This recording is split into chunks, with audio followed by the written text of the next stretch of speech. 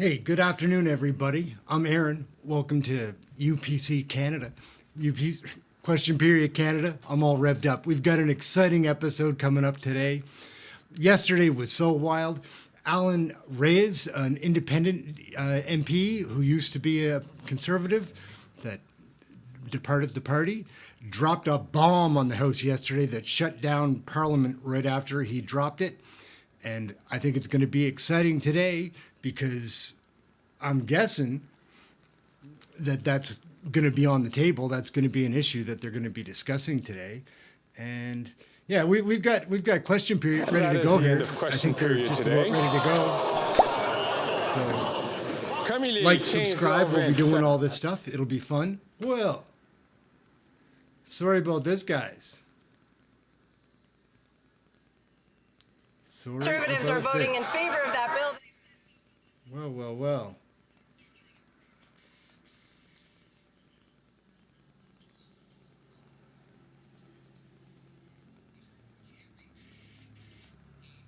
Sorry, guys. We'll right on it.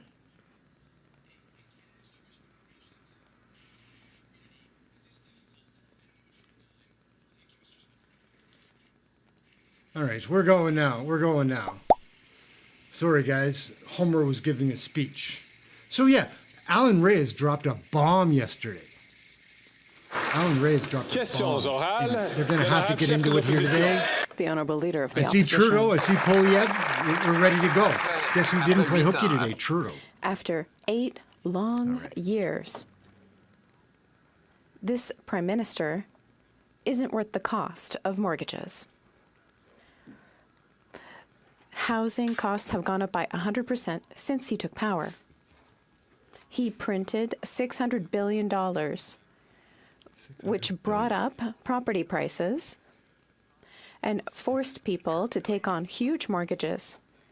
Then, deficits led to increased interest rates. When will they reverse these inflationary policies and allow Canadians to keep their homes? I'm worried about my house. The Right Honourable Prime Minister. Thank you, Mr. Speaker. The austerity Rodeo clown preached by the Leader of the Opposition isn't going to help anyone access housing. That's why we're taking bold measures to build more housing, more affordable housing, and building it faster. We're working directly with municipalities all over the country to find ambitious solutions that meet communities' needs to solve the housing problems they're facing. We also have a housing accelerator fund in London and Vaughan and Hamilton, and we just signed a deal with Quebec. We'll continue to be there to help people. I call him a rodeo clown because he dodges the Honourable everything. Leader of the Opposition. After 8 years of this incompetent Prime Minister, Canadians are already experiencing austerity. He has a fun job. He's the heel. Whereas the government is living in abundance. And it's not worth the cost. I met a worker at the C-SPAN worksite who bought a normal house in Vancouver, but because of increased interest rates, they're paying over $7,000 for the mortgage, and $4,000 of that is interest. Will the Prime Minister finally put an end to their inflationary policies so that this worker can keep their house? The Right Honourable Prime Minister. What the Leader of the Opposition does not seem to understand, Mr. Speaker, is that the cuts they're proposing won't help those workers, won't help Canadians. We're in favour of helping Canadians with investments and agreements with municipalities to create more housing while ensuring that we keep the deficit as low as possible in the G7. We have the best GDP to debt ratio, and we've kept our AAA credit rating. Canadians are entitled to know if the Leader of the Opposition wants to cut, and if he does, is he going to cut daycare?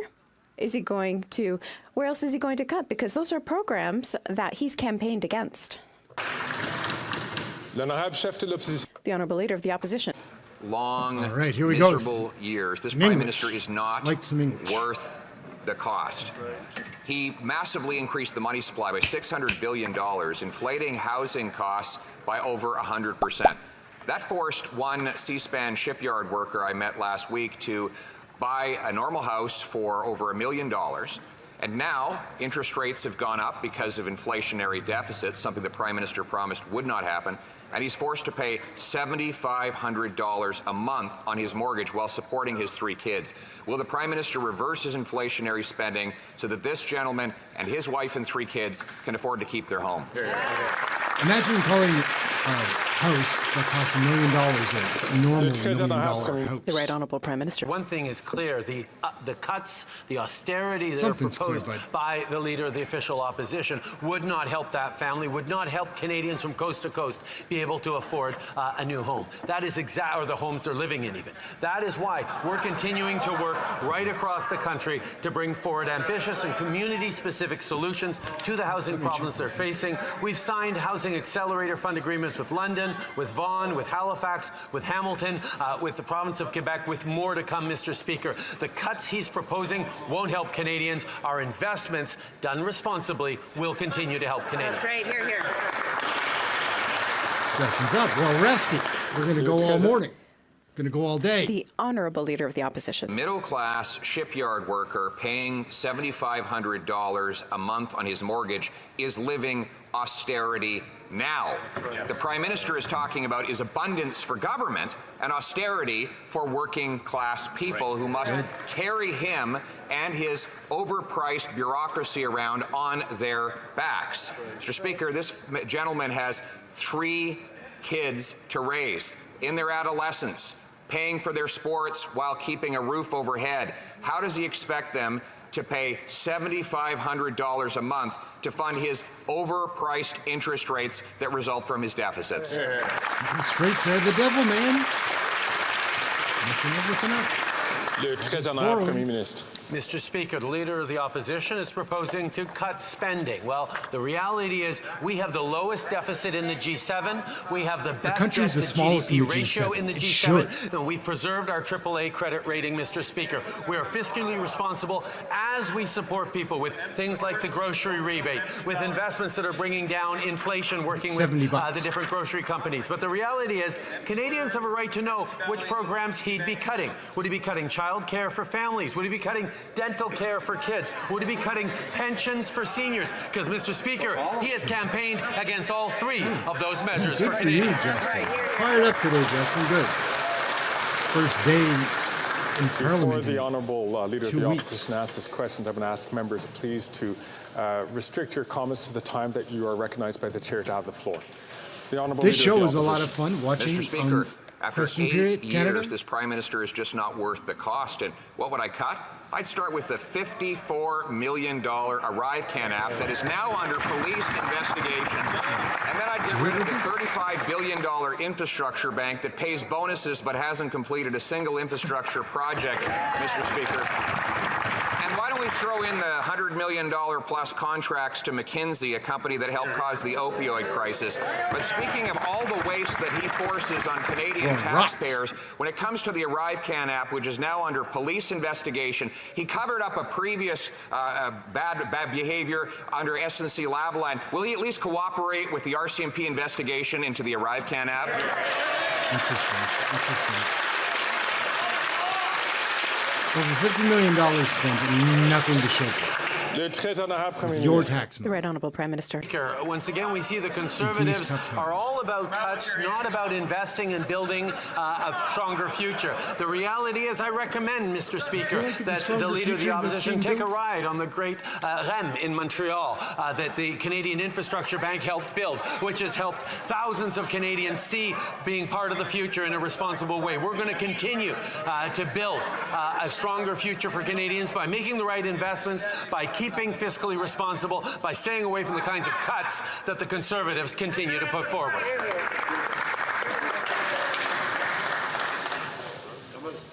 Once again, I'm going to ask colleagues to please restrict your comments to when you are recognized to have the floor. L'honorable député de Belleuil-Chambly. The Honourable Member for Belleuil-Chambly. J'ai posé dans un esprit. Yesterday, in a spirit of cooperation, I asked a question, or a few questions of the Deputy Prime Minister that perhaps were unexpected. So the best dressed. Answers Eves is a sharp-dressed weren't man. satisfactory. So I would ask the Prime Minister this time about the group of 5 countries made up of the United States, Germany, Italy, France, and the UK have given themselves an ability to intervene politically and diplomatically. And Canada is not part of it. Yesterday, I asked the Deputy Minister if the Prime Minister talked to President Biden in order to be added to that list. How do you guys feel about the Bloc Québécois The Right Honourable taking Prime so Minister. many seats in Parliament? Mr. Speaker, like our colleagues know full well, Canada is working very closely with its allies throughout the world. We were involved in a call with foreign ministers of the G7 this morning in order to make sure that assistance gets into Gaza and that we are there to provide humanitarian assistance. This is a terrible crisis occurring in the region. We've evacuated Canadians and we've worked with our allies. We continue to push for evacuating civilians in affected areas, and we will continue to work with all our allies and to maintain a conversation with all of them.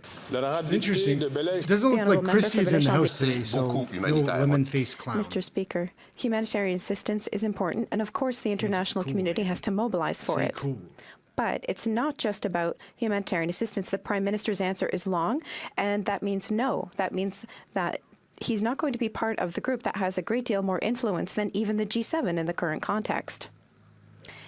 Yesterday, I proposed that the Prime Minister get together with party leaders so that we would have a confidential meeting in order to be better coordinated and to establish a consensus regarding this crisis that is more important than our debates or political issues here.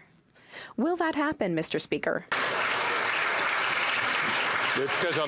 The Right Honourable Prime Minister. Yes, Mr. Speaker, that was a very good suggestion.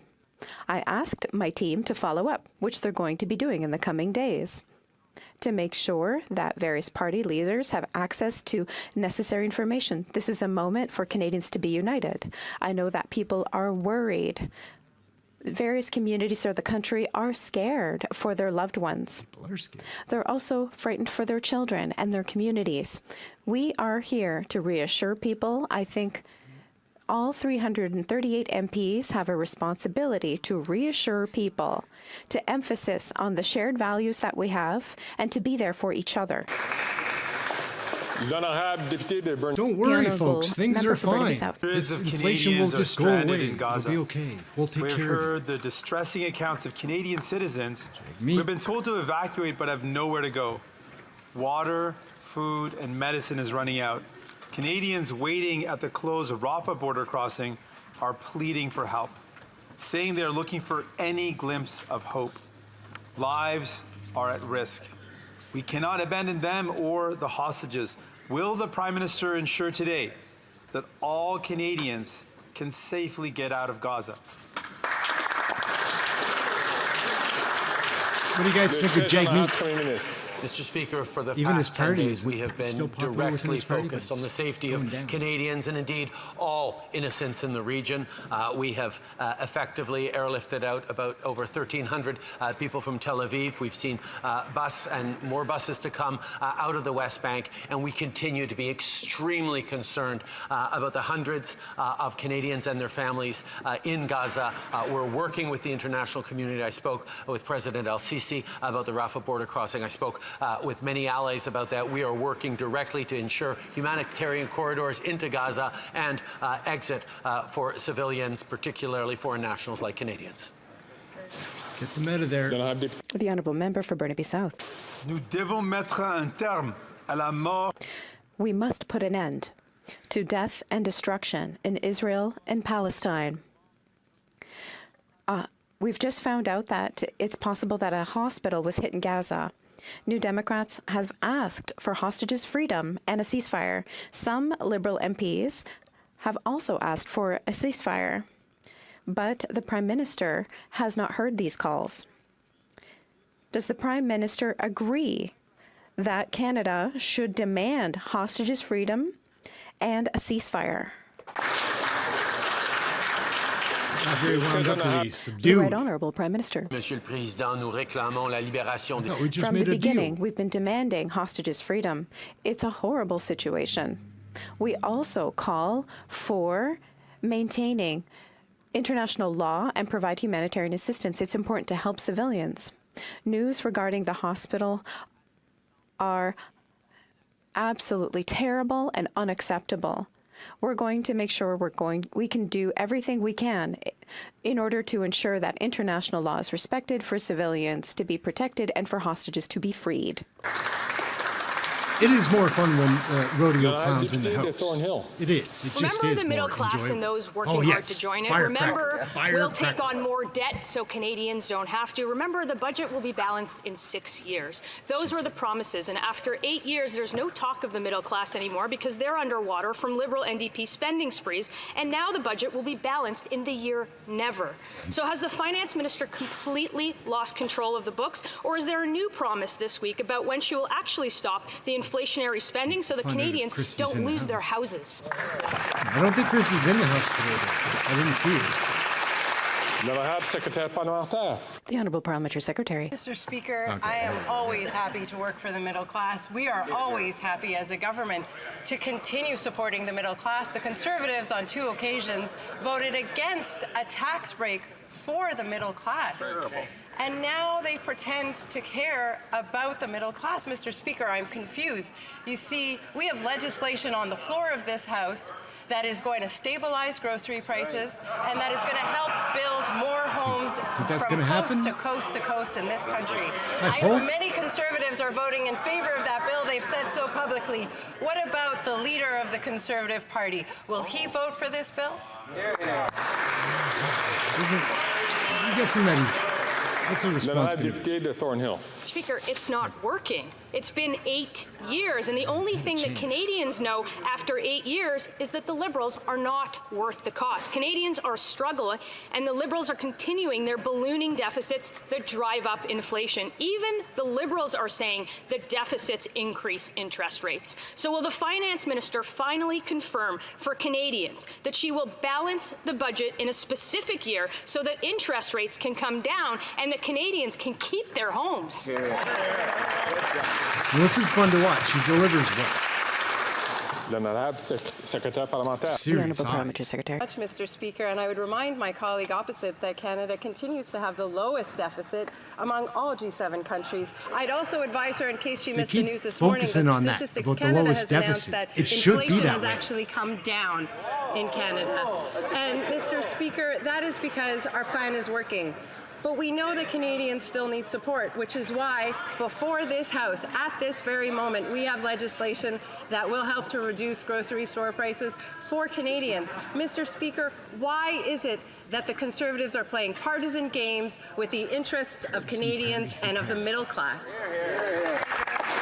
I don't know, guys. What do you think? Député de Kenora. The Honourable Member for Kenora. 8 years of the NDP Liberal government, the federal deficit is projected to exceed $46 billion this year, according to the independent budget officer. This spending is driving up interest rates and mortgage costs to the point where people are worried that they won't be able to afford it to keep their roof over their head. Mr. Speaker, we know this Prime Minister is not worth the cost, so when will he finally stop his inflationary spending and reduce the deficit so that Canadians can afford to keep their homes?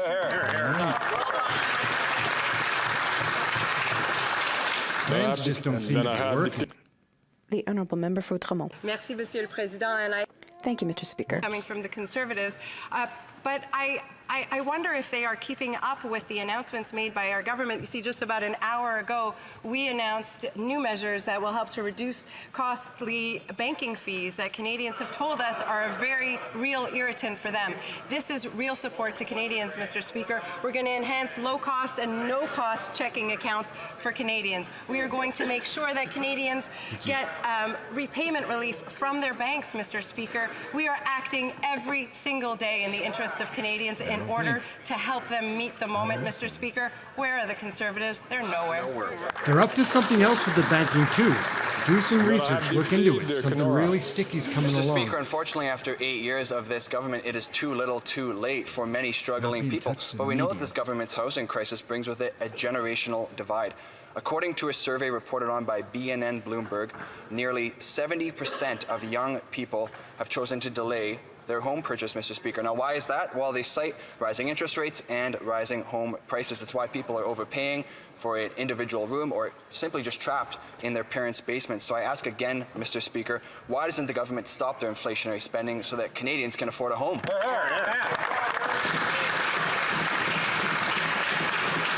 What's funny is there's no mention of what Alan Reyes announced on An example yesterday. of recklessness is the Because it was a Conservative big record announcement. on housing. $300 million spent when they were in power on housing. Less than 100 homes built, Mr. Speaker. What's also reckless, Mr. Speaker, is the fact that they would abandon municipalities who want to build more homes. We've put on the table $4 billion for municipalities to assist them to build more units. The City of London, Hamilton, Vaughan have signed on, Mr. Speaker. Other communities are coming to the table. Halifax is there. We have more to do. We're serious on this agenda. They have no plan on this issue. Here, here. The Honourable Member for Charlebourg, Haute-Saint-Charles. Mr. Speaker, after 8 years, the economic situation in Canada is worsening, according to the Parliamentary Budget Officer. It's hard to believe that it could get worse, but it is. More spending and a bigger deficit than planned.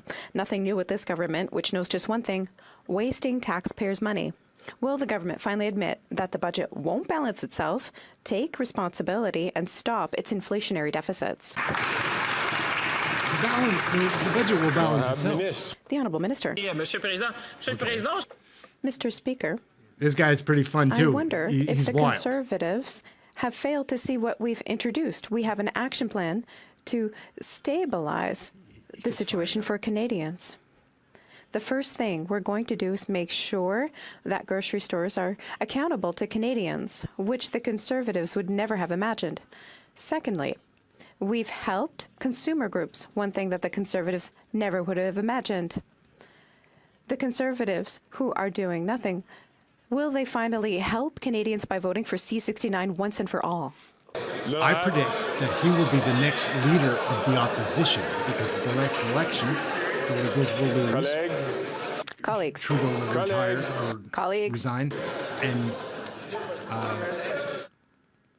he'll be the new leader of the Liberal Party, but as the opposition leader. And I think he'll be fun as the opposition leader. So that's something exciting to look forward to. The Honourable Member for Charlebourg, Haute-Saint-Charles. Because he is a firecracker. I just think it would be more fun if he was the What does the minister have to say to Montrealers who have to earn $116,000 a year if they want to buy a home? Elsewhere in Canada, in Toronto, $235,000, or Vancouver, $250,000. It's easy to see why people have lost hope of becoming a homeowner one day. The government abandoned the middle class and our youth. Today's situation's the proof. Will the government commit to ending its inflationary spending so that our young people can one day hope to become a homeowner? The Honourable Parliamentary Secretary. Get some subscribers if anybody's watching. That'd be great. Having spoken with Montrealers, I represent a riding in Montreal. Montrealers are scared that the Conservatives are going to cause us to lose ground. The cuts we can expect from Conservatives, cuts into pensions for our seniors, cuts for families who have young families. Something's messed up today with the audio in the House. It might have been because of that bomb that Alan Reyes dropped yesterday. Please, it's important for one person to speak at a time. Come on, and Greg. that person is the one recognized by the Speaker. I will ask the Parliamentary Secretary to restart her answer from the top. Handsome man. Merci, Monsieur le Président. Thank you, Mr. Speaker. I'd like to answer my colleague because I know full well that Montrealers are scared that we're going to lose ground with the Conservatives because they're going to cut into pensions for our seniors. They'll cut into subsidies for families, and they certainly will cause us to lose ground when it comes to the environment and fighting climate change.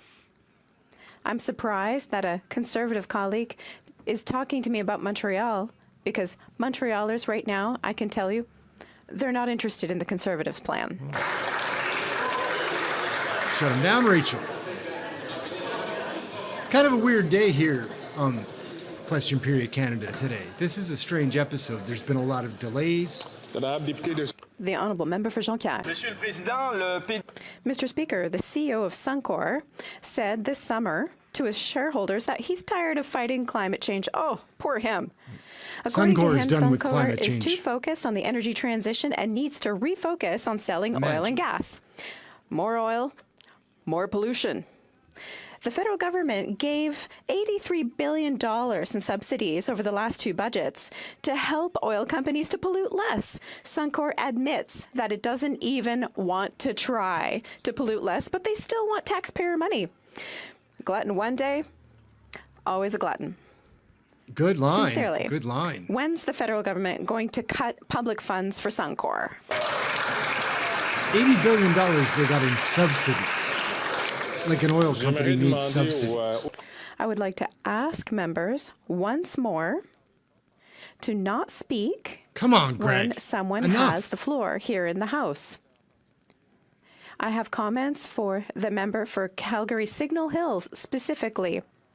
I can hear him in the chamber. The Honourable Minister. Too bad old Anthony Rota had to invite that Nazi. Thank you, Mr. Speaker. I have good news for my colleague.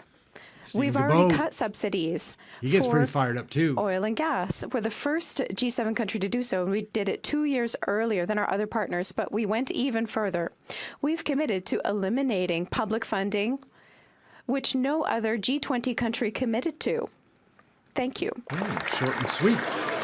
Short and sweet. The Honourable Member for Jonquière.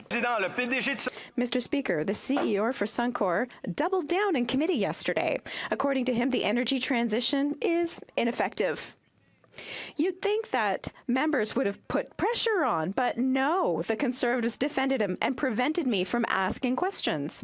They not only did that, but there's a Conservative that apologized to Suncor on behalf of all Canadians, and the Liberals, they never questioned their subsidies, even if Suncor is planning to produce more oil and pollute more. Mr. Speaker, are the Conservatives and the Liberals on the oil and gas lobby registry? Think about how much money the government makes from Suncor on the carbon tax The Honourable because Minister. they're producing oil.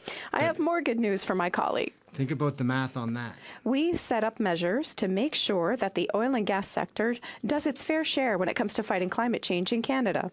Regulations to reduce methane emissions by 40% by 2025, and that's going to be 75% by 2030. That's one of the most ambitious targets in the world. Soon, we've got a regulatory project to limit greenhouse gas emissions for the oil and gas sector, and we are the only oil-producing country in the world to do that. We are committed to fighting climate change and to fighting with the Canadian public to do so. It doesn't add up. The Honourable Member for L'Avignon Matin, L'Amétis Matin Matapédia. S&P Global thinks that Canada is going to be one of the drivers of oil production around the world in 2024 with 5.3 billion barrels of oil that they want to produce. Canada is going to be one of the main sources of increasing the worldwide offer for oil. With the support of Liberals and Conservatives, it's not just fighting climate change, efforts to fight climate change that oil companies are threatening, it's planetary goals that they're threatening. Will these two countries, these two parties finally understand that Canada is the driver of a train that's going straight into the wall? The Honourable Minister. Mr. Speaker, I have more good news for my colleagues from the Bloc Québécois. From 2019 to 2021, our greenhouse gas emissions went down by 50 million tons. That's the equivalent of pulling off 11 million cars from our roads.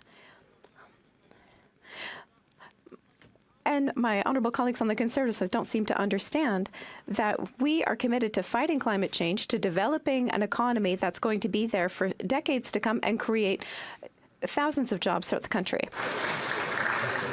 First 8 years aren't a good start to that plan. Every day I hear from Canadians that after 8 years of this Liberal NDP government, they are unable to pay their bills.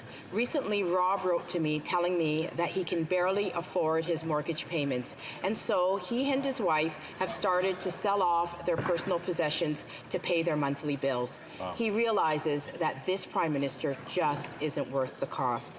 When will this Prime Minister stop his irresponsible spending, which is driving up inflation, driving up interest rates, so that Canadians can afford their homes again? Yeah.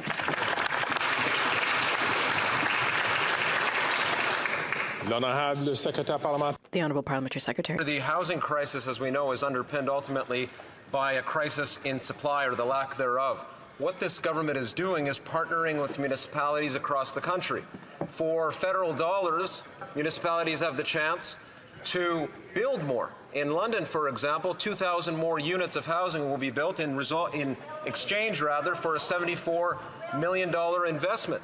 What we've done also is put forward Bill C-56, which, if you look at it, it's a serious bill that removes the cost of taxes, of GST specifically, for rental construction. They have nothing to say on that. Here. Député de Haldeman Norfolk. The housing crisis is directly related to the inflationary spending. Wound up, Leslie. This inflationary crisis is also impacting on communities all across this country, which are losing volunteers. Specifically, some volunteer firefighters have told me that they are unable to afford their mortgages. So they've stopped volunteering, and they've taken on second and third jobs just to make ends meet. When will this Prime Minister admit that after 8 years of this government, they've failed Canadians and they're just not worth the cost? All these trickle-down effects will make a big splash. The Honourable Minister. Mr. Speaker, it terrifies me to think of the reckless cuts that these Conservatives would make on the backs of Canadians. We've supported families with our national $10 a day early learning and childcare program, saving families hundreds, as well as the Canada Child Benefit. The best part, empowering parents, empowering mums and dads to get back into the workforce, giving them economic independence and contributing to our economy. Thank you, Mr. Speaker.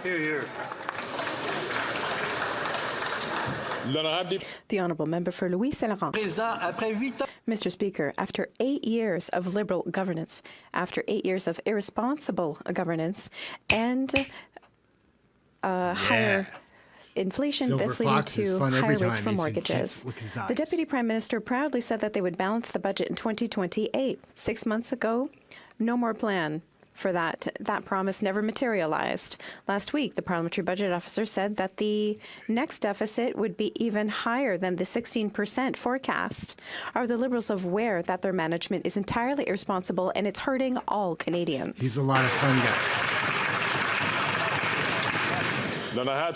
The Honourable Parliamentary Secretary. Merci, Monsieur le Président. No.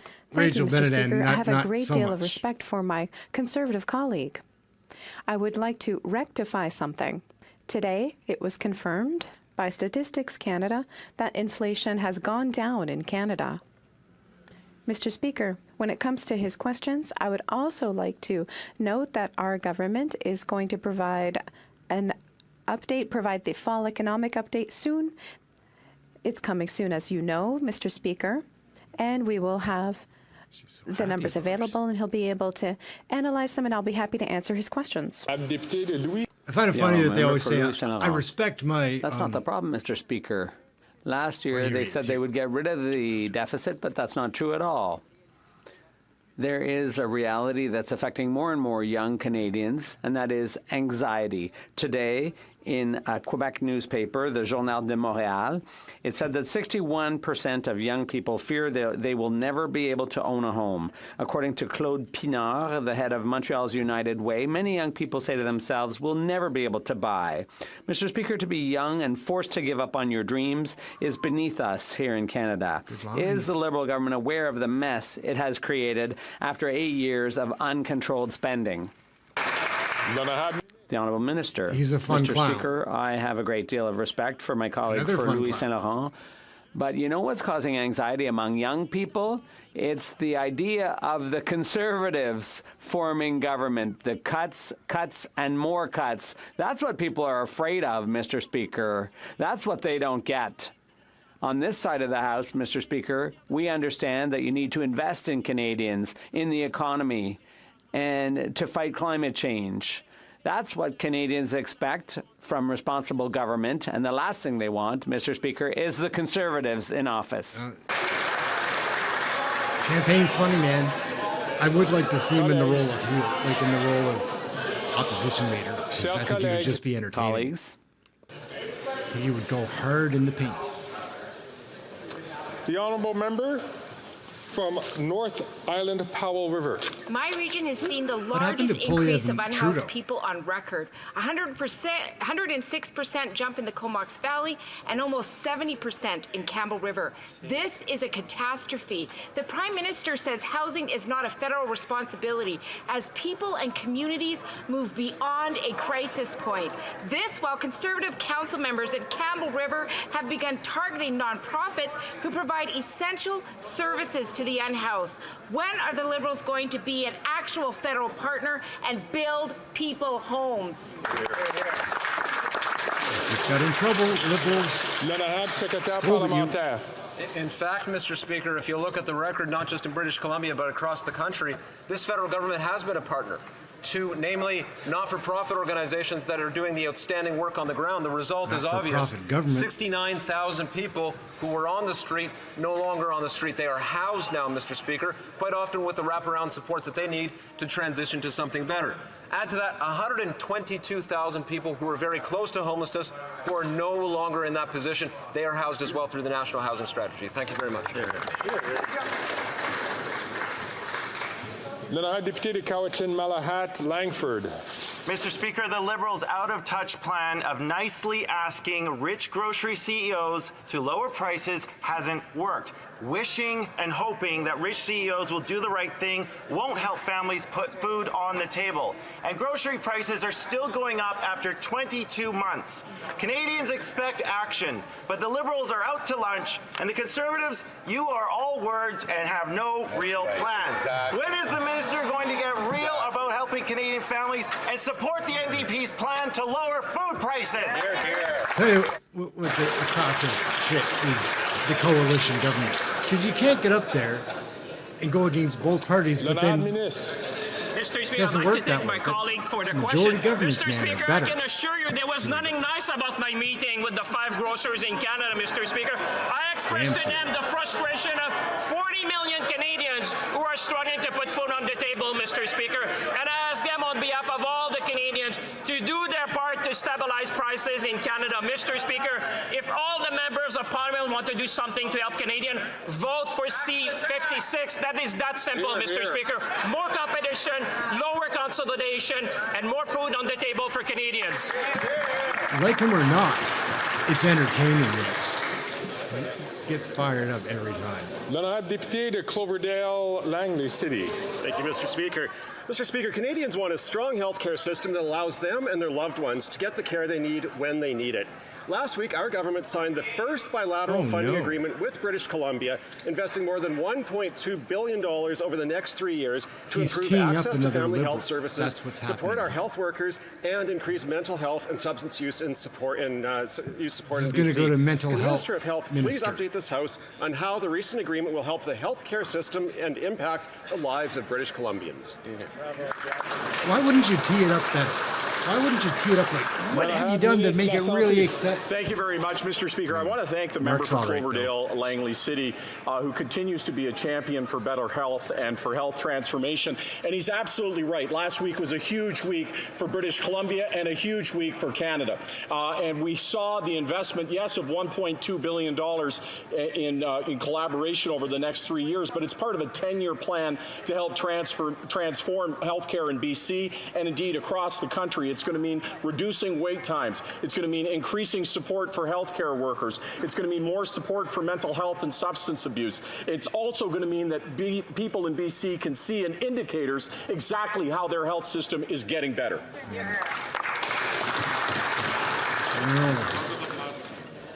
Across the nation, the healthcare systems need a lot of St. work. Margaret's. After 8 years, the Minister of Industry has just admitted that 40 million Canadians are struggling to put food on the table. 8 years of out-of-control spending by the NDP Liberal government have caused that inflation. This harmful inflation has pushed up interest rates, doubling and tripling mortgage payments and rent. 90% of Maritimers are having to make tough choices between eating, heating, and paying the rent. When will the Prime Minister stop harming Canadians with his inflationary deficits and balance the budget to lower costs on Canadians? Still can't believe they're not bringing up the Governor General that Alan Reyes brought up yesterday, because that's the story. Mr. Speaker, down east in Atlantic Canada, we've got a saying, it's called Tory times or hard times. Dry cleaning. And I'll tell you what people tell me in Atlantic Canada is they're fear of the Conservative cuts. So I'd like to remind a little history lesson. What happened when the previous government was formed by the party opposite, they actually closed the Marine Search and Rescue Centre in St. John's, Newfoundland. That centre I don't think she knows. Looked after over 500 call-outs every year. What did we do, Mr. Speaker? We reopened that centre. We know how important search and rescue is for the Maritime provinces and Atlantic Canada. Good job. L'honorable député de Margaret, excuse-moi, St. Margaret, South Shore. There you go. This Liberal minister is talking about search and rescue when Canadians can't put food on their table. Melody Horton of Bridgewater had to sell her dream home because of the increase in her mortgage costs. She doesn't agree that with these Liberals that they've never had it so good. The new projected deficit of $46 billion for this year means higher costs, higher monthly payments for Melody and for all Canadians, including that Liberal minister's constituents. This Prime Minister is not worth the cost. When will the Prime Minister stop harming Canadians with his inflationary deficits and balance the budget to lower costs on Canadians? If the deficit is $40 billion, and they borrowed $600 Thank you very much, billion, Mr. Speaker. Mr. Speaker, what can we expect from the Conservative Party of Canada? Cuts, cuts, and more cuts. Being the minister responsible for Veterans Affairs, Mr. Speaker, when they were in power, they slashed our employees by 1,000. Is that a wig? 9 Veterans Affairs offices and 1 in Quarterbrook, Newfoundland. When we formed government, that was the first office that we opened, Mr. Speaker, because we recognize that our veterans need the help and they need the support, and we will be there for them. Chop, chop. Central Nova, Notre Dame. Mr. Speaker, seniors like Ford Snow of Gander are finding out after 8 years that this Prime Minister and his Liberal NDP coalition are not worth the cost. Reckless inflationary deficits have driven up interest rates, forcing landlords to raise their rents. They've had no choice. Ford's rent's gone up by 22% in a year. He's left with not a nickel to spare. Will the Prime Minister stop his inflationary spending to reduce interest rates, to give renters like Ford a break on their rent? Go, little Clifford. L'honorable ministre. Mr. Speaker, the poverty rate among seniors has gone down significantly since we formed government in 2015, and that's because we've increased the LES, it's because we increased the GIS. It's also because we reversed the Conservative policy of increasing the retirement age to 67. This is a policy that was not announced here in this chamber, nor was it announced in this country. It was announced by the Prime Minister the day in Davos at the World Economic Forum, where, Mr. Speaker, he also added in that speech, the former Prime Minister, that the Canada Pension Plan does not need to be changed. On this side of the House, we agree. The question is, do they? Get him, Seamus. Seamus, what's going on in this office? What are with all the delays? You're acting weird today. Colleagues, l'honorable député de Portneuf. The honourable member for Portneuf-Jacques-Cartier. Mr. Speaker, Quebecers are getting anxious about their debt levels. Young people fear that they'll never be able to own their own home. That's what a Quebec newspaper said this morning. After 8 years of this Liberal government, with the complicity of the Bloc, our young people are pessimistic about the future. They see that a vote for the Bloc or Liberals will cost them. What new steps will be taken now to help our young people realize their dream of home ownership? À la propriété. Excellent point.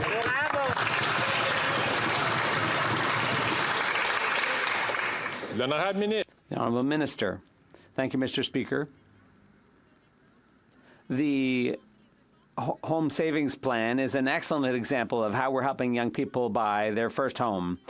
It's a way to save on your tax return and to what kind of clown is have she? A bigger down payment for your first home purchase. Thank you, Mr. Speaker. Elementary school. The honourable member for Drummond. Elementary school. Mr. Speaker, there's a lot of talk about CBC management these days, and never for the right reasons. The N-word controversy, the podcast that was translated in Paris because the Quebec accent doesn't apparently travel well, and now they send a memo to their journalists reminding them not to refer to Hamas as terrorist. We know that Hamas's heinous attacks are terrorism. Journalists know it. They know how and when to use words, even the most sensitive ones. Will the minister remind CBC management that newsrooms must remain free of political and ideological influence? Not to be like that, but they're getting into everything. They're trying to control what you can say, what you can watch, how you can spend your money. If you look under what's going on, there's some things that are very strange behind the headlines. The Honourable Parliamentary Secretary. Clear. Hamas has been recognized as a terrorist organization and a terrorist group. We have said that repeatedly, and the Prime Minister has said that. But we also believe in an independent CBC. That is what the CBC is. It has been that way under Liberal and Conservative governments. Conservatives may want to meddle in independent journalism. They can't seem to keep their hands out of public institutions, but we will keep working hard to ensure that Canadians get access to Wild in the house today. It's crazy. And so he's a good speaker, but what he just said there is bullshit, because that's not what the vote is going to bring. Colleagues, I frankly could not hear the answer of the member. Greg's got a hearing problem. I've never been. Actually, I was one time in Parliament. Colleagues, I genuinely could not hear the answer from the Parliamentary Secretary. Please, I'm going to ask him to start from the top. Please.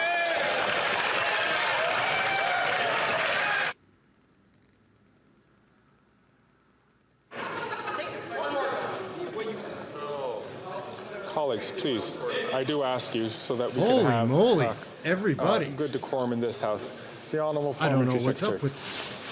Thank you, Mr. Speaker. Our government has made it clear Hamas is a terrorist organization. We have said that. The Prime Minister said that. And we will keep saying that. But we will also keep on this side of the House working for an independent CBC that is well funded to do the good work of Canadians in providing quality journalism. This is, on this side of the House, a priority for us, as it is a priority for all Canadians. And if Conservatives have a challenge or others have a challenge with the CBC, they are welcome to write to the Ombudsman. Send it to the Ombudsman if you don't like it. There's a suggestion. Talib.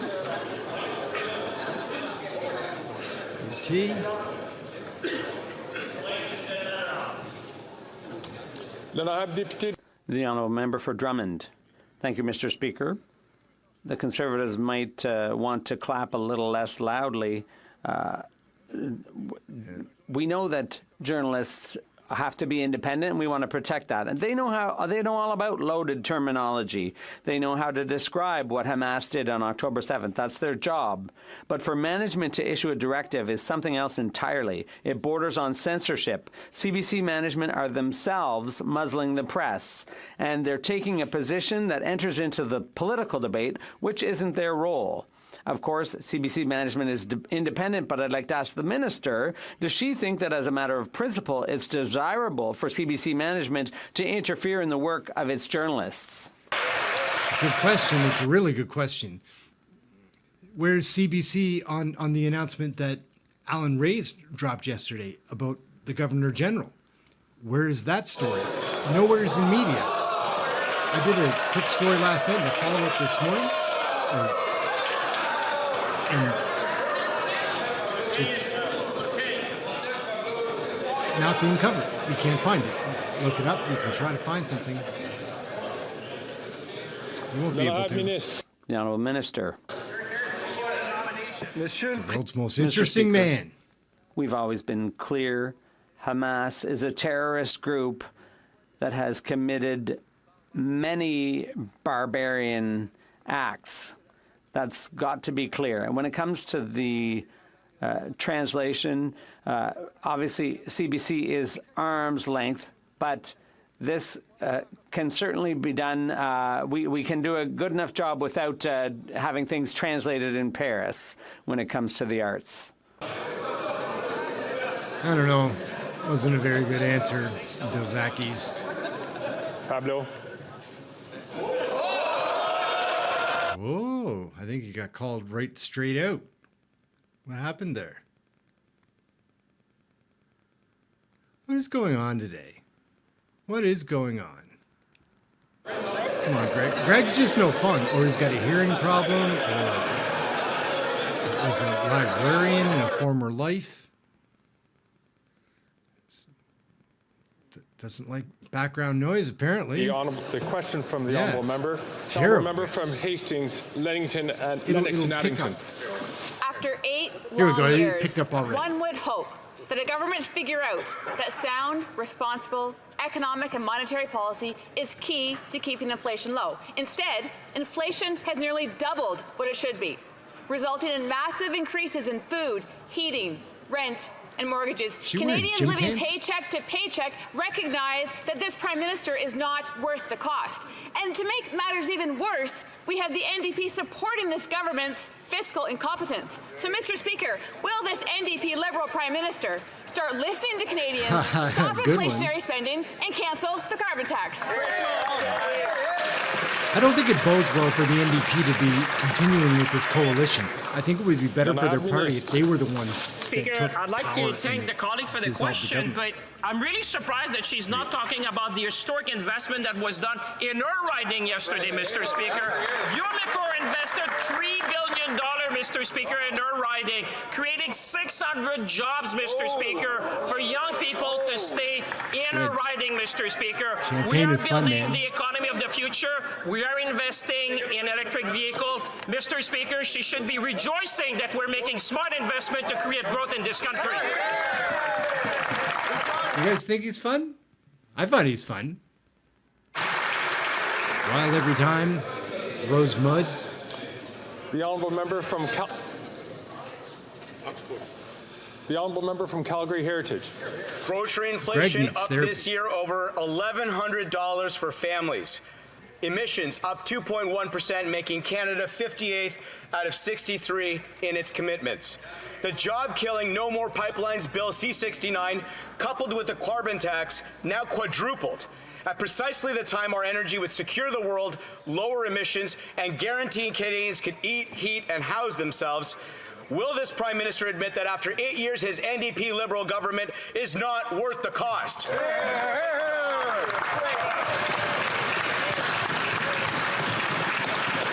Greg's up there freaking out. You can see him up there every time with his hands telling him. Mr. Speaker, it really is shocking that Conservatives are claiming to be on the sides of Canadians and helping them with affordability when, Mr. Speaker, their very allies in the Alberta government, in the UCP, are trying to take the pension plans of Albertans out of the Canada Pension Plan to have a reckless, unstable Alberta plan. Mr. Speaker, while those Conservatives stand on the sidelines and do nothing, we're going to defend Canadian pension plans in Alberta and across the country. Sounds like he's going to be defending pension plans. He's proud of himself. Look at the doors, Randy, with that. What do you guys think of Greg trying to control the group this way? Like, it's forever just... The honourable member from Calgary Confederation. The Supreme Court has verified what Conservatives have been saying for a long time, and that is that this Liberal government is out of line, out of step, and out of touch when it comes to respecting provincial jurisdiction. Their reckless spending is only outdone by their unconstitutional attack on Canada's energy sector, the very sector that we'll need to pay off Canada's debt. After 8 long, miserable years of this NDP government, Canadians know this Prime Minister is not worth the cost. Will this government for once work with Canada's provinces and industry and today commit to repeal Bill C-69? They won't be repealing anything, I don't think.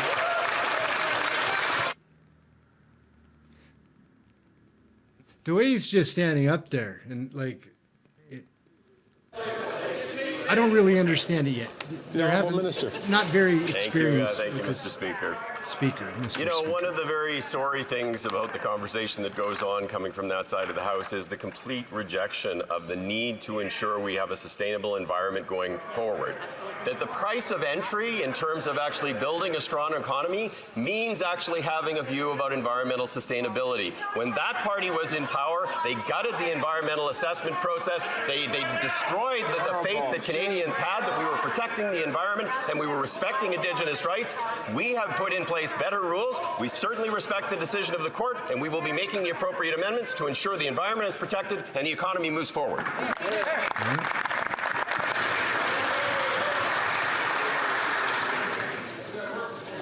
Get it done to the staff for Randy next. Kelly. It sounds like they're having fun. That's good. Let's keep it flowing, though, Greg. Let's keep it flowing. Jumping, Jesus. The honourable member for Saint-Léonard, Saint-Michel. Happy to join the Minister of Small Business to kick off Small Business Week in Montreal, where we met amazing small businesses such as Camillette Jewelry, Unel, et Coquine. Les Délices Lafrenet, a small business must-try bakery located in my riding, again, is another one of example. the many This is, businesses that form the positive. backbone of our economy. She's teeing up Can the Minister one of of her Small Business tell cohorts. us how this government is supporting the hardworking, innovative, and diverse entrepreneurs across our country? Why wouldn't they get and fired who up when they're represent asking the questions, 98% even when of it's our like businesses in something Canada? that they're going to steer towards themselves? It's just more exciting. Mr. Speaker, happy Small Business Week to the small business owners and entrepreneurs all across this country. It was a terrific meeting with some of these incredible folks in Montreal, and I want to thank my colleague for joining me. Since 2018, our women entrepreneurship strategy has helped over 22,000 women start up and scale up. Yesterday, I announced a nearly $3 million investment for l'École des Entrepreneurs de Québec to support close to 2,000 women entrepreneurs in Quebec and across Canada. Despite the Conservatives voting against this program and others like it, we will always She support knew the question Canada's was incredible coming, women and she has to minority-owned read from a business. Thank you, sheet. Mr. That's what Speaker. pisses me off. Like, if you knew the next day at your job, you prepare the night before, no? Leeds, Grenville, Thousand Islands, and Rideau Lakes. Media reports reveal the RCMP couldn't pursue their criminal investigation against this Prime Minister and his SNC-Lavalin scandal because he was hiding secret documents from the federal police. If any other Canadian hid documents from the RCMP, they'd end up in jail. But after 8 years of this Liberal NDP government, this Prime Minister thinks that he's above the law. Where is and Trudeau Canadians anyways? know He was that there he's earlier. not worth the cost. So what are the documents that are so damning that this Prime Minister is hiding them from the RCMP? And why are the NDP trying to help them get off the hook? NDP and the Liberals, man, I'm not a fan of the coalition. We got to do something about that. And it's not good for the NDP to stay in it either. Mr. Speaker, as the Canadians are RCMP going to have remember. confirmed, there is no active investigation. The case is closed, and authorities did not pursue any charges. My honourable friend knows very well, Mr. Speaker, the RCMP operations are conducted independently from government, and if he has operational questions for them, I would suggest he contact the RCMP. Call your ombudsman. Complain to that person.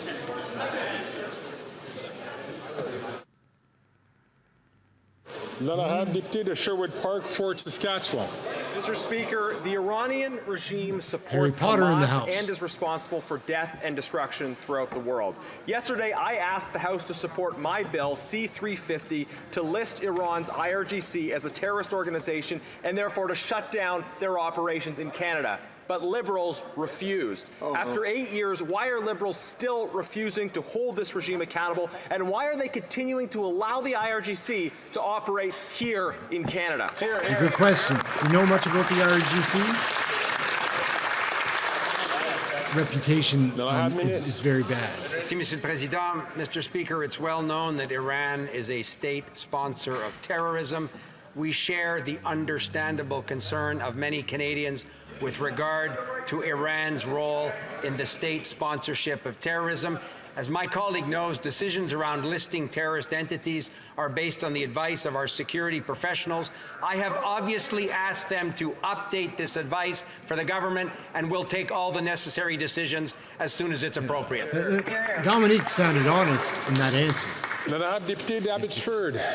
Once again, we hear reports of Canadians crying out for help with their mental health, but being offered assisted death instead. This government refused to listen to mental health experts, to veterans, to disabled people, to Indigenous Canadians. They didn't listen to the family whose mother begged for help, but instead was euthanized before her kids could even say goodbye. Canadians overwhelmingly oppose this overreach on assisted suicide.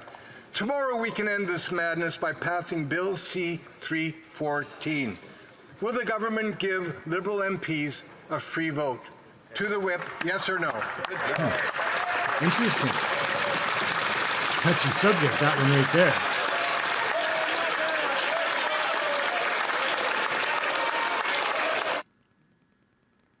What is going on in the House today? I've never heard the audio cut off this many times. It's something different. Something different. L'honorable ministre. Merci, Monsieur le Président. The mental health of Canadians is a fundamental priority for me and everyone in this chamber. The issue about MAID is a deeply personal and complex choice. It involves a balancing of protecting the vulnerable as well as the autonomy and freedom of choice of individuals. Those decisions need always to be made commensurate with the charter protections that exist. This is why we need to be vigilant in terms of ensuring our decisions are informed by evidence and expertise.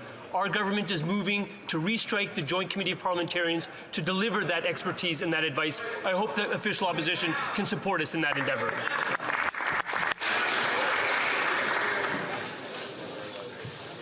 L'honorable député de Don Valley Est. Thank you, Mr. Speaker. It is undeniable that technology is progressing at an unprecedented rate, significantly transforming our society faster than ever. As artificial intelligence continues to advance and reshape the world around us, can the minister share with this House the steps that this government is taking to ensure that Canadians are prepared for the massive societal and ethical implications of artificial intelligence? Mr. Speaker, I'd like to thank my colleague for a very insightful question. As he knows and Canadians know, Canada is a global leader in AIs, and Canadians have created many of the world's best AI innovation. But at the same time, Mr. Speaker, Canadians take the potential risk of AI very seriously. That's why we're committed to ensuring that Canadians can trust the AI system. And through our voluntary code of conduct, Mr. Speaker, leading Canadian companies will adopt responsible frameworks for advanced generative AI system to strengthen safety and trust. Mr. Speaker, we will work to ensure that Canada's AI policies are adapted to a rapidly changing world. Thank you, Mr. Speaker. It's a little bit better than the average TIA. It's a little bit. Mr. Speaker, today is Child Care Worker Appreciation Day in Ontario.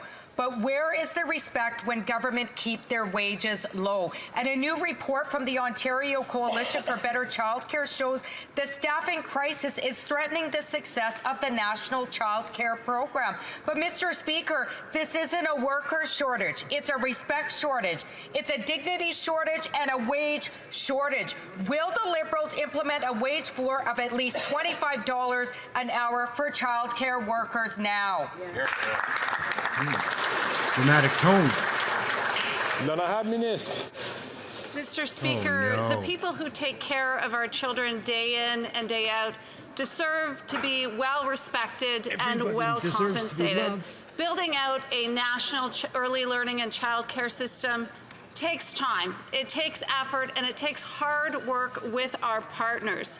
We need to attract, to retain our ECEs across the country, and to do that, we need them to have better working conditions and competitive pay. We've been clear with the provinces and the territories, our partners, that we are working towards that, and we expect that along with them. Thank you.